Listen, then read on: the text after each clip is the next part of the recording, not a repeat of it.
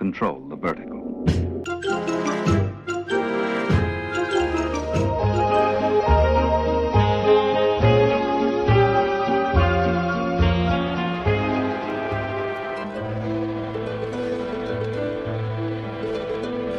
Welcome to Anthologic, the TV anthology podcast.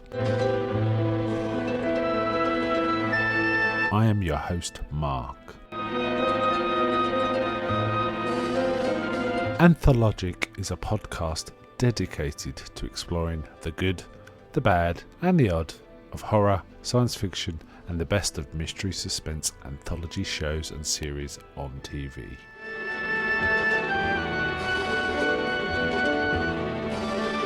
Join me as we slip through the cracks of reality to approach the extremes of experience, where we can peruse the stories and art of a sinister fairground of strange and wonderful rides. And now we go on to the show that is the focus of this particular episode.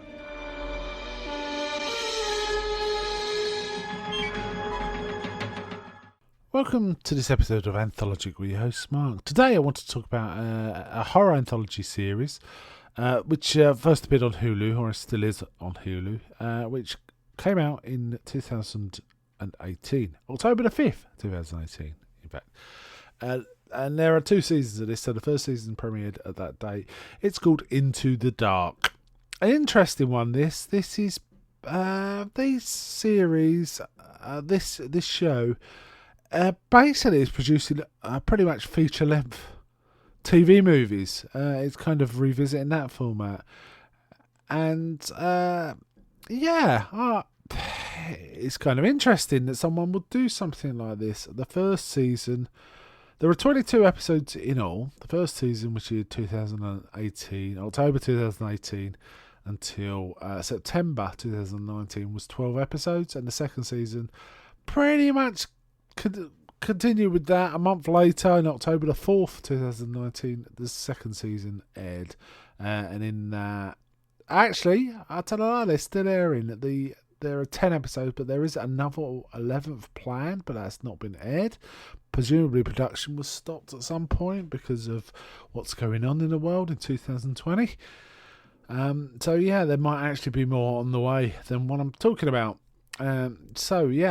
Interesting one. It was produced by Blumhouse Production, with producer Blum as the executive producing each episode, and there's some interesting sort of actors involved. I wish to only talk about the first episode today, and that is called The Body. This one is the one that premiered on October the 5th, 2018. Directed by Paul Davis and starring the most familiar face I recognise from this was Ray Santiago, who is probably best known as Pablo in Ash vs. Evil Dead, one of Ash's minions. I hate to use that term in that space actually, because in that show the minions, the so-called minions, are as important a character as Ash himself. They're really well developed, that show, and Ray Santiago's Pablo is a really great presence. But then that show is really well cast. In addition, the main character is played by Tom Bateman in this. I believe he's a British actor. If he isn't, he is English. He's does a great English accent. If he was, I was going to say, but he is English. That's fine. Interestingly, Bateman is the name of it kind of leads you to think of Patrick Bateman in American Psycho. And at one point during this show, he actually gets referred to, "Are you the English American Psycho?" Which is kind of funny. He's a hitman, a really kind of noir hitman. He wears a suit, doesn't talk much. He's quite brutal. He's very comfortable around death and destruction. It seems to be his space, in fact. In this one, he gets to hit someone, apparently someone famous, and we don't find out who that is in this universe. He hits them and he basically wraps them up almost like a mummy, tapes them up and starts dragging them through the streets. Now, this is Halloween. This all takes place on Halloween. The revelers think it's some sort of costume, maybe American Psycho, might be the vibe. And it kind of gets out of hand because his car tyres have been let down or slashed or something. So he can't just drive away and these other revelers pass him and sort of say, "Okay, come to party with us, that's a great costume," and all that. And he kind of goes along with it because he's out of options. And it spirals out from there. Now, one of the things I will say is it's well acted and well made and well directed, but it felt a little overlong for its premise. It was kind of the sub premises grew and to be the main plot after a while. I think this story felt more like a 30 or 40 minute story, and it got spun out to 80, but it was well done. It retained its entertainment value. It's just with something like this where you're not that invested in the characters as something else, you kind of only want to be with them for a short while.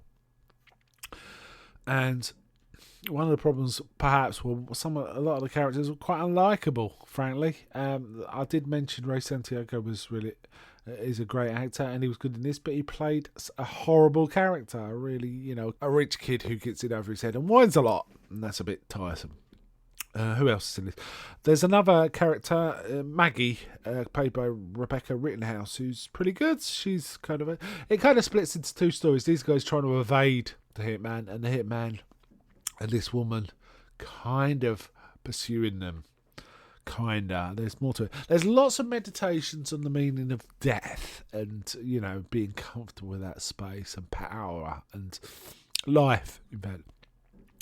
There's a lot of that in this script. And while I found it interesting, it felt a little too long for the 82 minutes. I think, a shorter running time would have suited this a little better. And interestingly, every single one of them looks like it's about that length. So it's designed that way. As I say, it's meant to be almost like a revisit of the TV movie kind of idea.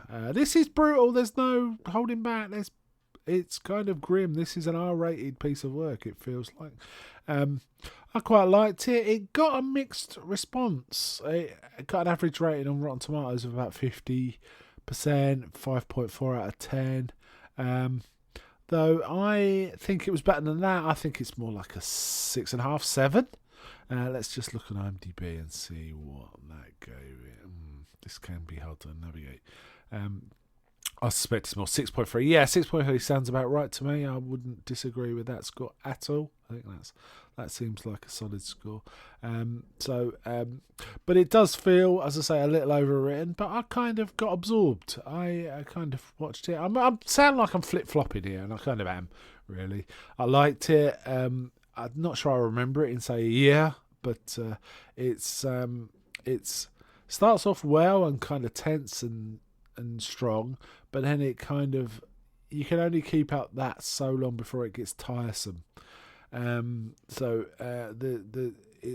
It's effectively a sort of play on American Psycho type hitman running loose in the city because people have seen things they shouldn't see, and he's got to sort the business out. There's a touch of that. The twist is not great either, I will say. But I'm not going to reveal what the twist is. But it was definitely a product of the of 2018 era kind of stuff. It was definitely late 2010s, I guess you call it. That kind of feel. It did feel like it. So decent work, well made, well produced, reasonably well written, though as I say, a bit overwritten. But it just was a little too long for its own good. I think that becomes the issue. I guess in some ways I'm really used to anthology shows being either like 25 minutes or 42 minutes or possibly just under an hour, and this is quite an overlong one. And as I say, I'm not sure, is it a TV show when it's 82 minutes? It's a TV movie, really, but it is a series, so there you go. I think I will revisit these. There was enough there to warrant continue watching. I would recommend watching this, actually. But be aware that a lot of critics thought it was kind of poor. I think it's got a bathtub type effect. I suspect a lot of critics might be, or some will be doing like 7 out of 10, and quite a lot will be doing 4 out of 10, and that kind of skews it downwards because more people dislike it than like it, I would imagine. But I think I'd need to see more episodes to get a proper feel for this series. I didn't really get it from this. It depends. Are the others like this, or are they a different kind of thing?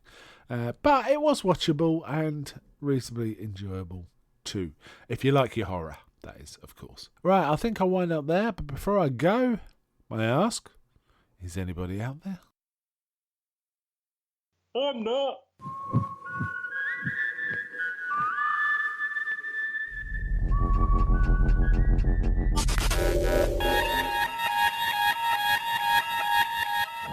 We now return control of your television set to you until next week at this same time, when the control voice will take you to